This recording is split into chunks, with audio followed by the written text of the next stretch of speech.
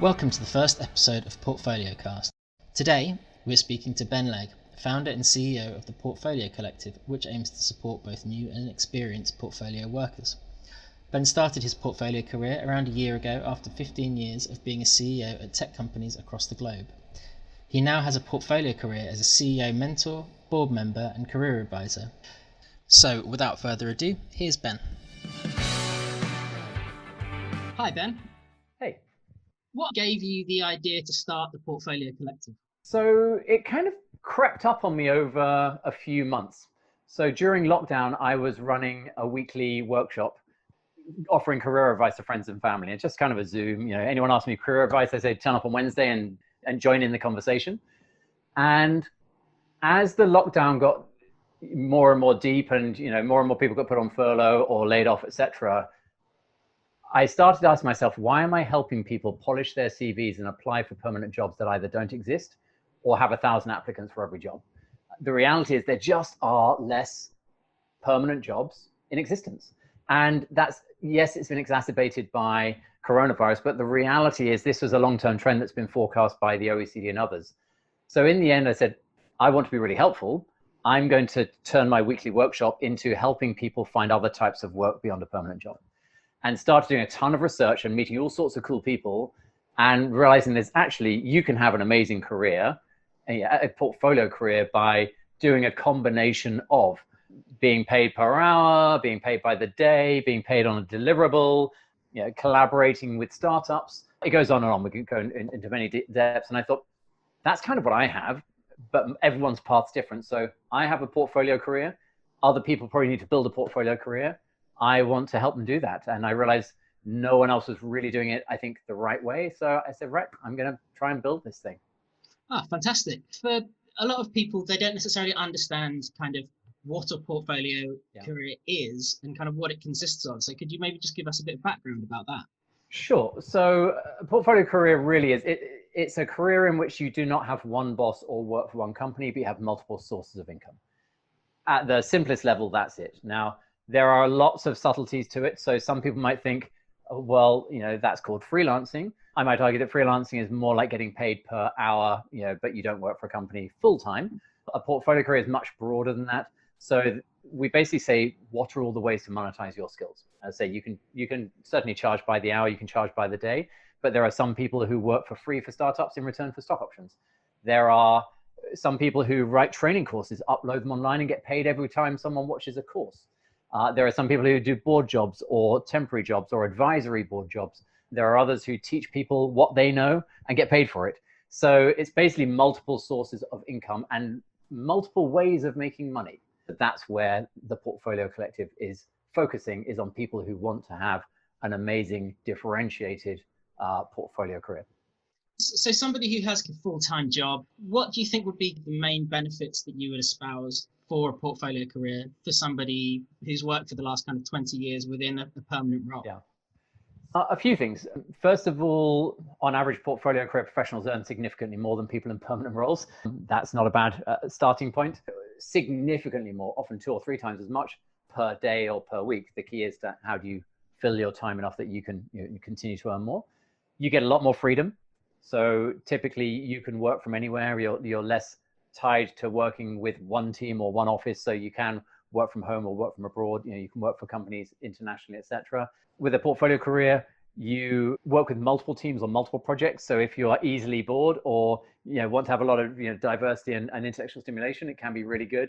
It's a way of ensuring your skills are cutting edge. I'd say staying in one full-time job is a very high-risk strategy. You get laid off, you don't know if you're employable ever again, especially with permanent roles in decline.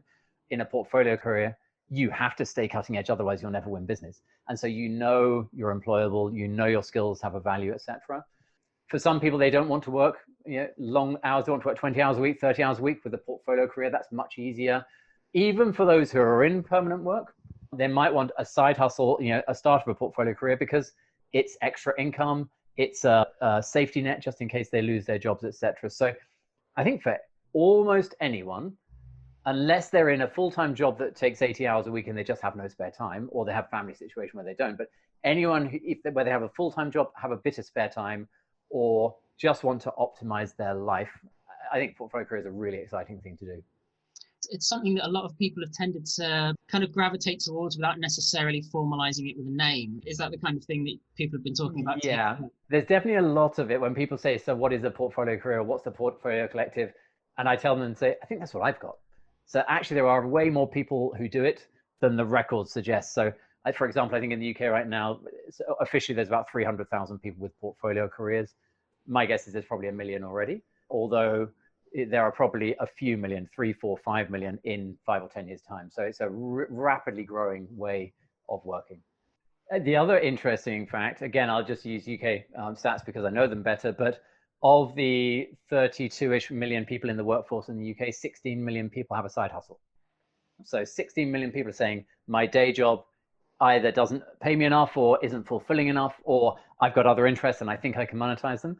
So actually there's 16 million people who arguably are taking one step towards a portfolio career and would find it much more straightforward to actually turn it into a full-time career.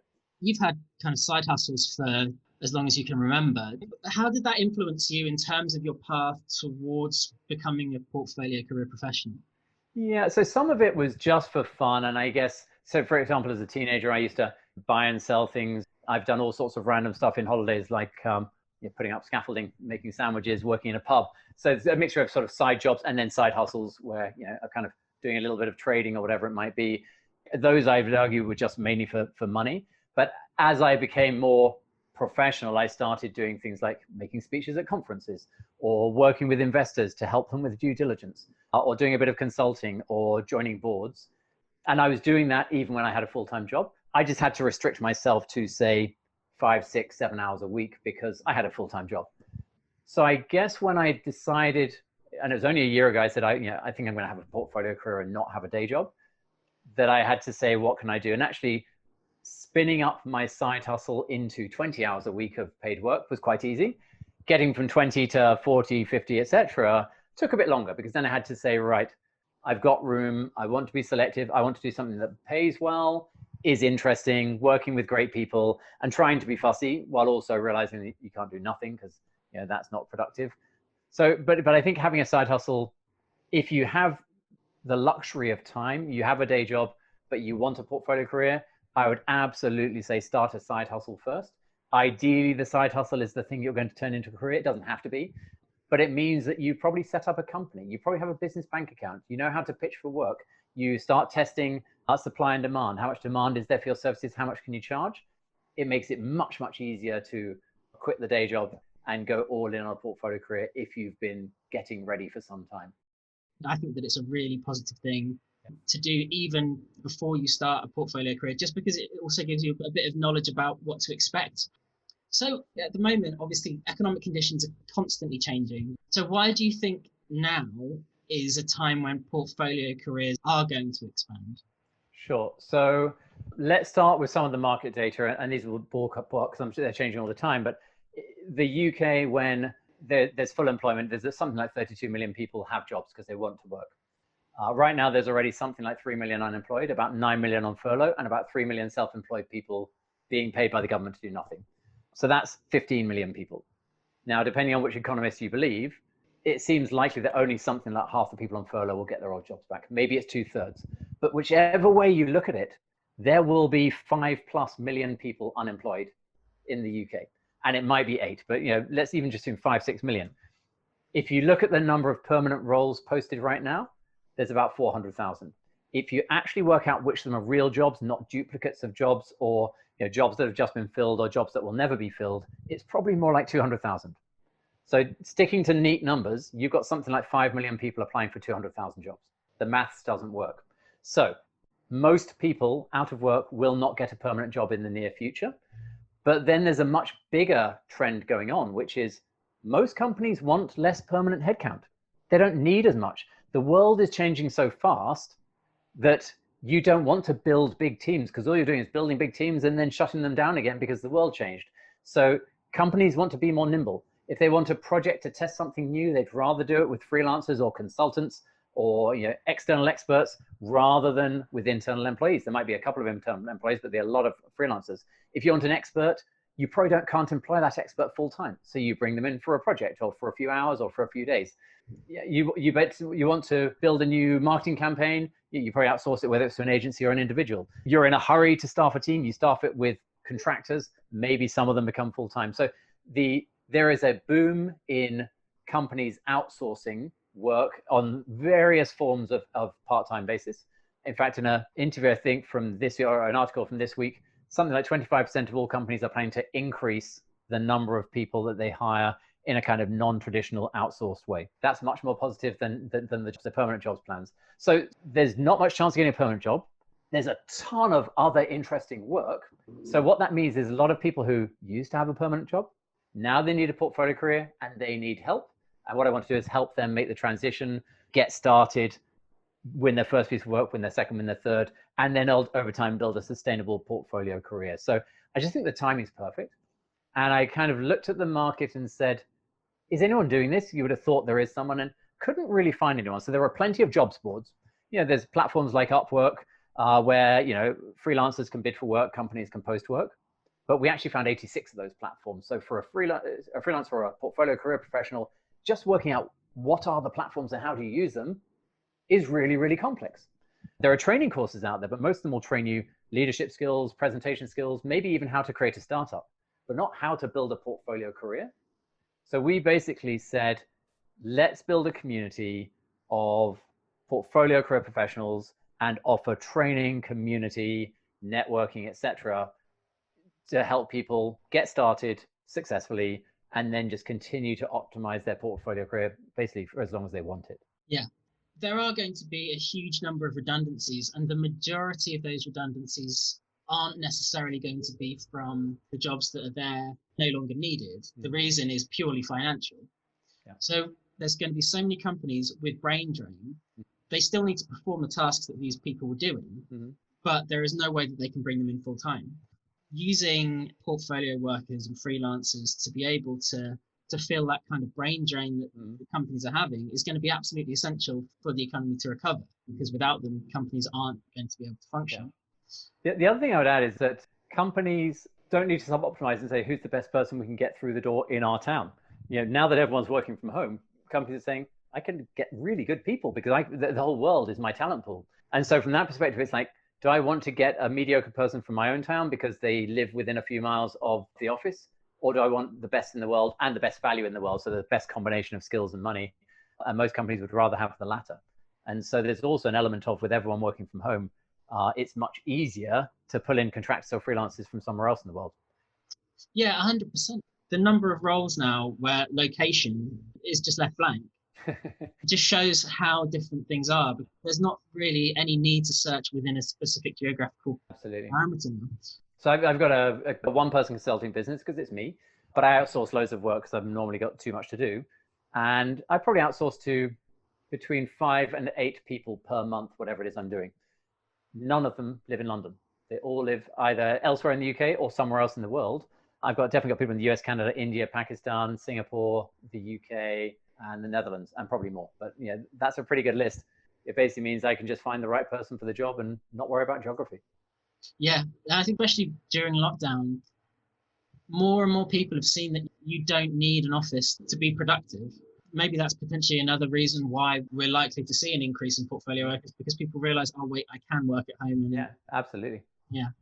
In terms of the type of person that you think a portfolio career would be particularly appealing for, or that would excel in a portfolio career, what kind of person do you think is drawn towards it? Yeah. So it's a good question because not everyone is. The first thing is you need to be able to identify reasonably unique monetizable skills.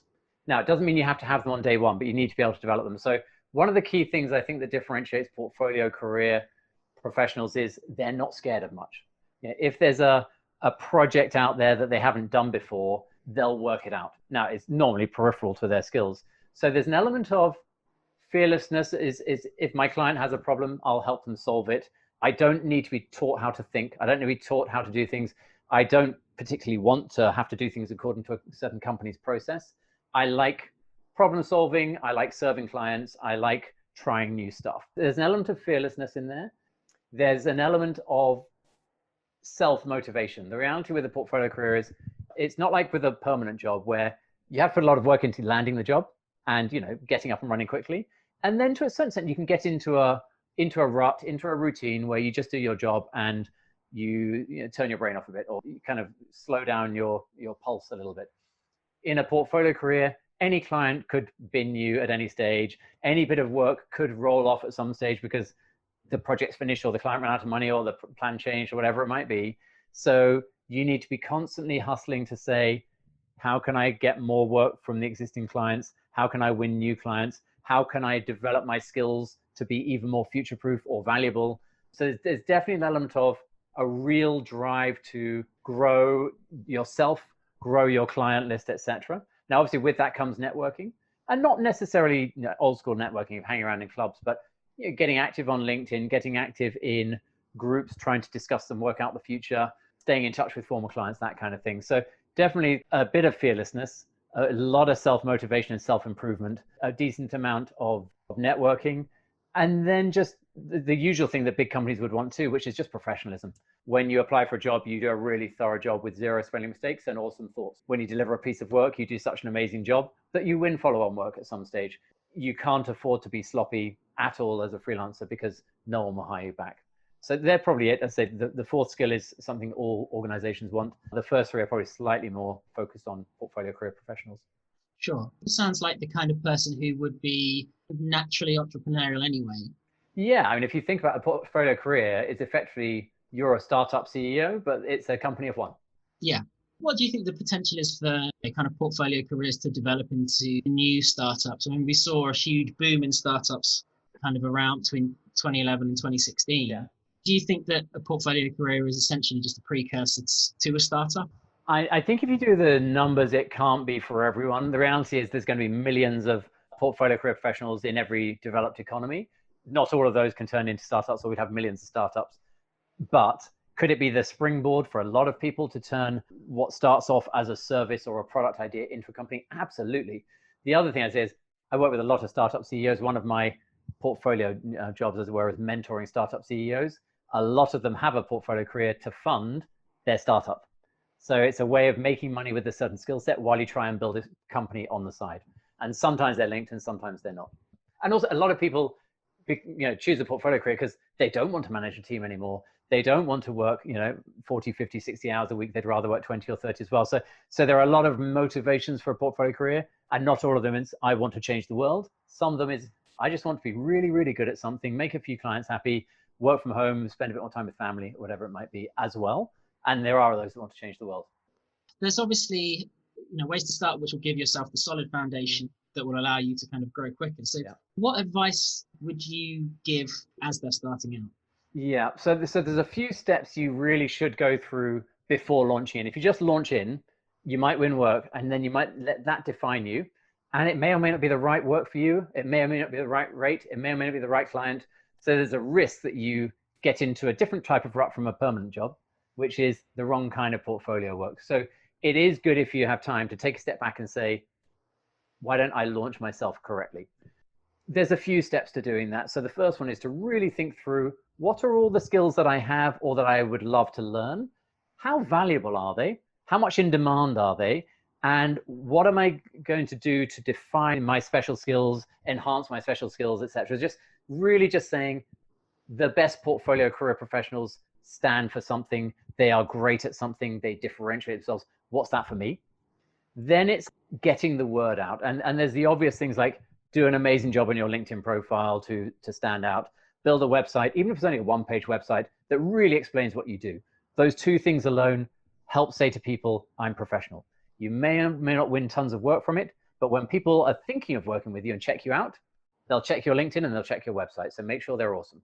Then it's a case of going out and trying to actually win work. Now, simplicity, there's two ways of winning work. There's actually thousands. One is to go through the platforms, go to Upwork and try and win some work. Go to Eden McCallum, go and do some work. Go to TopTal. As I say, there's 86 platforms out there that we found, which probably means there's 150. It's a good way to get started. It's because there is real work there.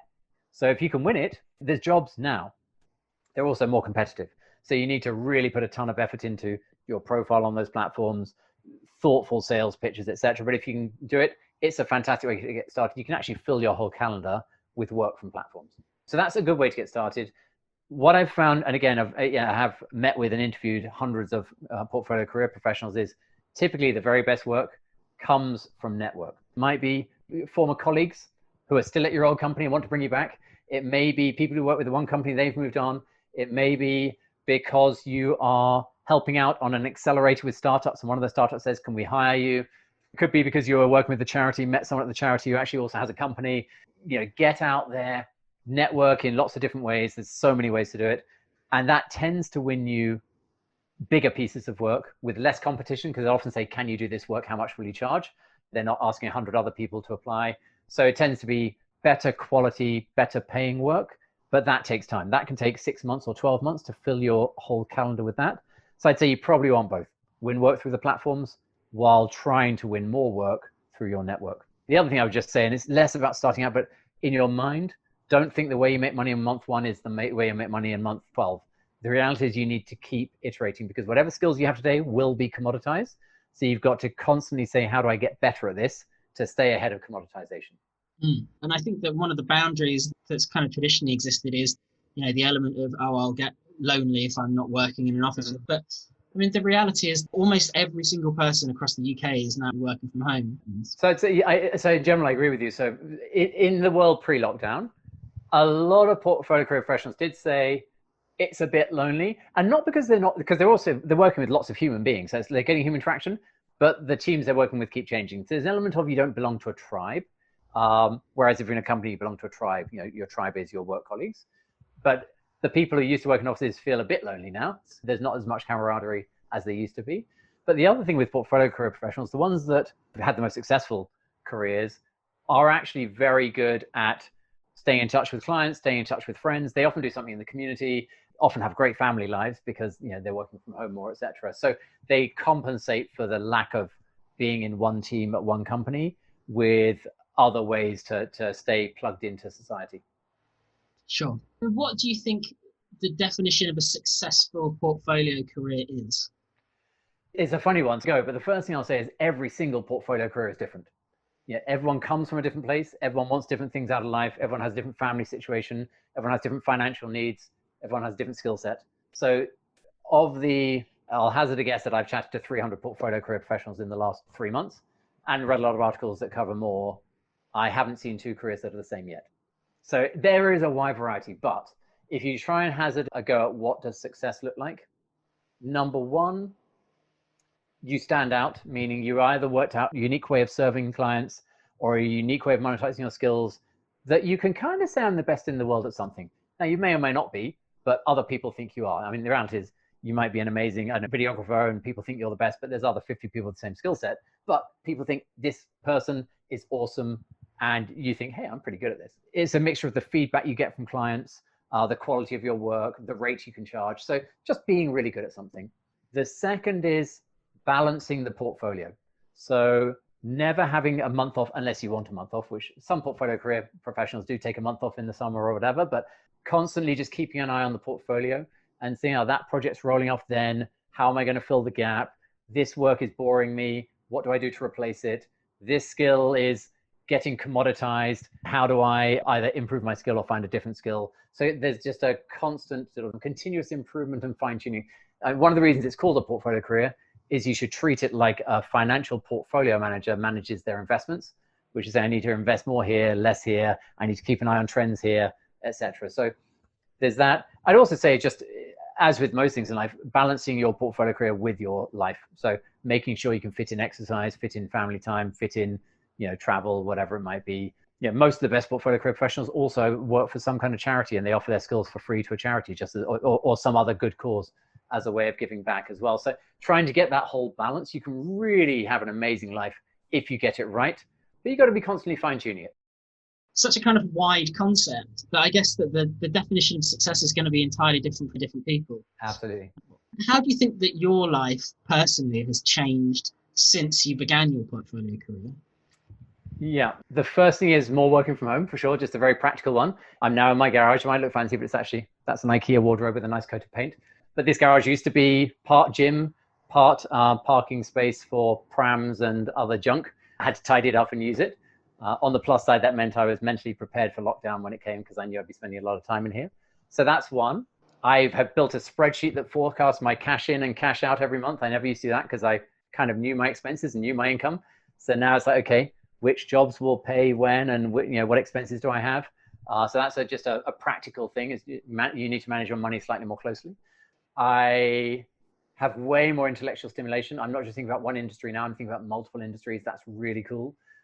I've had to learn to be a better mentor. Now that's partly the path I've chosen, but I've been basically a CEO for 15 years, and so I was kind of the boss, and had to sort of mostly run things. Now my primary part of my portfolio career is mentoring other CEOs. So I'm not telling anyone what to do. I'm trying to help them solve problems and help them be better CEOs. And so it's kind of I had to learn that skill set. So I read some books. There's a very good book called The $1 Trillion Coach by Eric Schmidt, which it was excellent. So if you don't want to be a business coach or mentor, I recommend that. What else has changed in my life? I like it more. I mean, it's just more stimulating. I feel way more in control of my own destiny.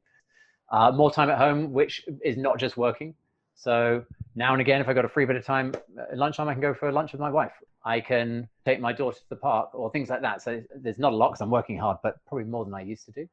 Less travel. That's partly lockdown. Partly, I think the portfolio career, you don't get invited as much to company offsites and what have you. And most of my clients at the moment are UK or Western Europe, whereas most of my previous jobs have been more global. That's not necessarily a bad thing. I probably used to travel too much. Now I miss it a bit, but I think a lot of people miss travel right now. So kind of a lot of changes, but apart from really lockdown, most of them are really positive. Fantastic. Ben, thanks so much for taking the time to talk to me today. A pleasure. Thank you. Thanks. No worries.